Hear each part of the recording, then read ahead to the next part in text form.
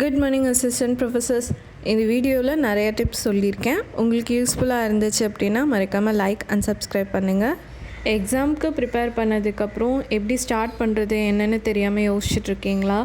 நானும் அப்படி தான் யோசித்து நிறைய யூடியூப் சேனலும் நான் பார்த்தேன். எப்படி ஆரம்பிக்கிறது, எங்கேருந்து படிக்கிறது ஒன்றுமே புரியல. ஏன்னா நிறைய இருந்துச்சு. ஃபஸ்ட்டு எப்படி ஸ்டார்ட் பண்ண போகிறோன்னு ஒன்று இருந்தாலும் நம்ம ரொம்ப நாள் கேப் விட்டுட்டோம், ரொம்ப இயர்ஸாக கேப் விட்டாச்சு.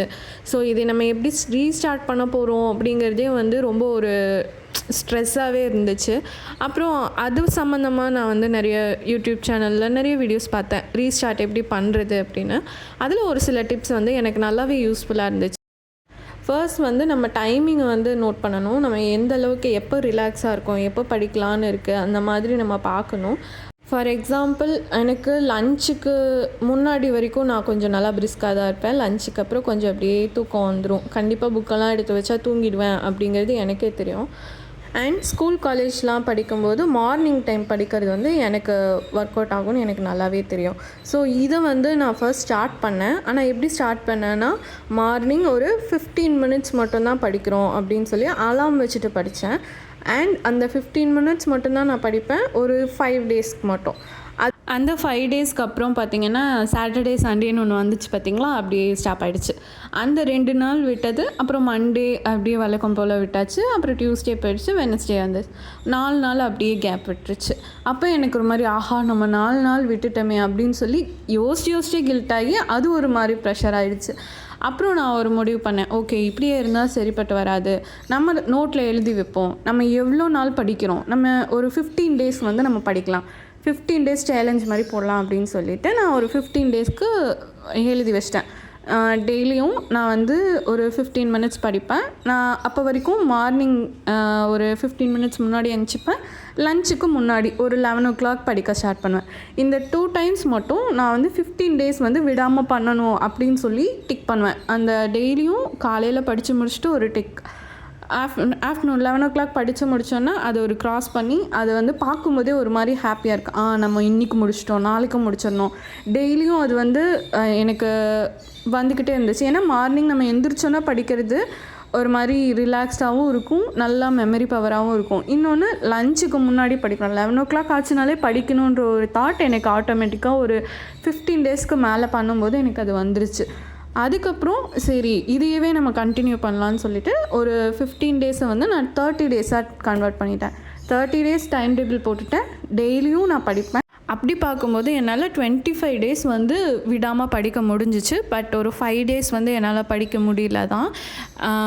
பட் அது எனக்கு அவ்வளோ பெரிய விஷயமாக தெரியல. சரி போக போக இன்னும் நம்ம கரெக்ட் பண்ணிக்கலான்ற. இதுக்கப்புறம் நான் டெய்லியும் 2 டைம்ஸ் படித்தேன். மார்னிங் 15 மினிட்ஸ் படித்தேன் இல்லையா, அதை 25 மினிட்ஸாக எக்ஸ்டெண்ட் பண்ணிட்டேன். ஆஃப்டர்நூன் 11 o'clock படித்தேன் இல்லையா 15 மினிட்ஸ், அதையும் 25 மினிட்ஸாக கன்வெர்ட் பண்ணிட்டேன்.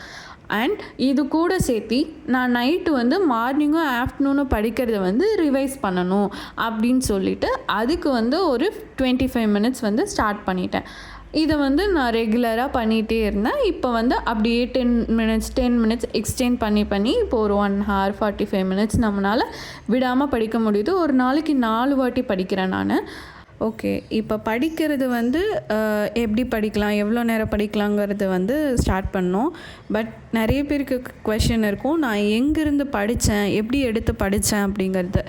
அது எப்படி ஸ்டார்ட் பண்ணேன் அப்படின்னா, என்ன எக்ஸாமாக இருந்தாலும் அதுக்கு கண்டிப்பாக சிலபஸ்னு ஒன்று கொடுத்துருப்பாங்க, கொஷின் பேட்டர்ன் ஒன்று கொடுத்துருப்பாங்க. ஸோ சிலபஸை நான் ஃபஸ்ட்டு ப்ரிண்ட் அவுட் எடுத்தேன்.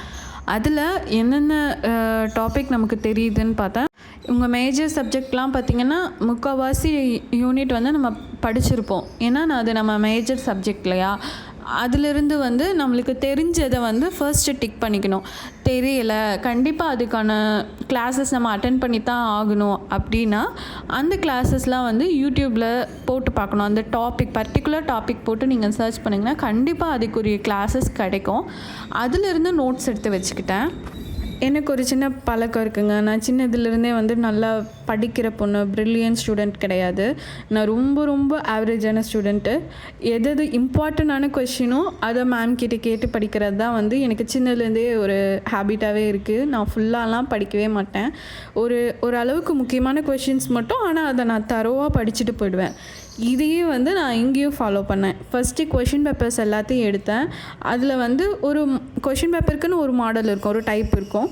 அதை வந்து நான் அனலைஸ் பண்ணேன். மேபி இது எல்லாருக்குமே தெரிஞ்சிருக்கும். இப்போ யூஜிசி நெட்டே எடுத்துக்கிட்டிங்கன்னா பேப்பர் 2ல் வந்து ஒரு யூனிட்டுக்கு 10 கொஷின். ஸோ மொத்தம் நீங்கள் வந்து எவ்வளோ மார்க் எடுக்கணும்னு நம்ம எய்ம் பண்ணுறோமோ அதுலேருந்து நான் வந்து ஒரு 10 கொஷின்னா ஒரு 4 யூனிட் எடுத்தோன்னா 40 கொஷின் அட்டன் பண்ணுவோம். இதை வந்து நான் ஃபிக்ஸ் பண்ணிக்கிட்டேன். ஸோ அப்புறம் அந்த எக்ஸாம் டைமில் முக்கியமான யூனிட், முக்கியமான டாபிக் அப்படிலாம் சொல்லுவாங்க இல்லையா, அது எல்லா டாப்பிக்கும் எல்லா யூனிட்டையும் வந்து நான் நோட் பண்ணேன். யூடியூப்பில் போட்டிங்கனாலே தாராளமாக நிறைய சேனல்ஸ் இருக்குது. அந்த சேனல்ஸில் இருக்க எல்லா டாப்பிக்கும் எடுத்துக்கிட்டேன். அதில் புரிஞ்சதை வந்து அப்படியே நார்மலாக படிக்க ஸ்டார்ட் பண்ணிட்டேன். ஆனால் புரியாதது என்ன பண்ணேன் அப்படின்னா, நிறையா யூடியூப் சேனலில் அந்த டாபிக், முக்கியமான டாபிக், அதில் சப் டாபிக் அந்த மாதிரி போட்டு நான் படித்தேன்.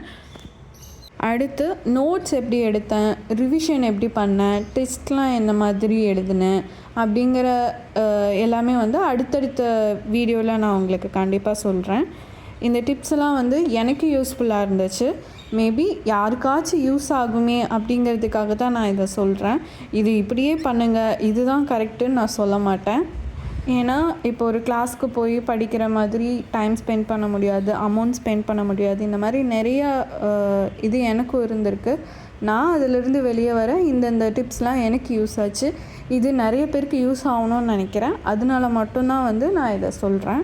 நான் பண்ணுறதுல உங்களுக்கு ஏதாச்சும் சஜஷன் இருந்தாலும் சொல்லுங்கள். இல்லை ஏதாவது டவுட்ஸு அந்த மாதிரி ஏதாச்சும் இருந்துச்சுனாலும் மறக்காமல் கமெண்ட் செக்ஷனில் சொல்லுங்கள். இந்த வீடியோ உங்களுக்கு பிடிச்சிருந்தால் லைக் அண்ட் சப்ஸ்கிரைப் பண்ணுங்கள். இன்னொரு வீடியோவில் பார்க்கலாம். பாய்.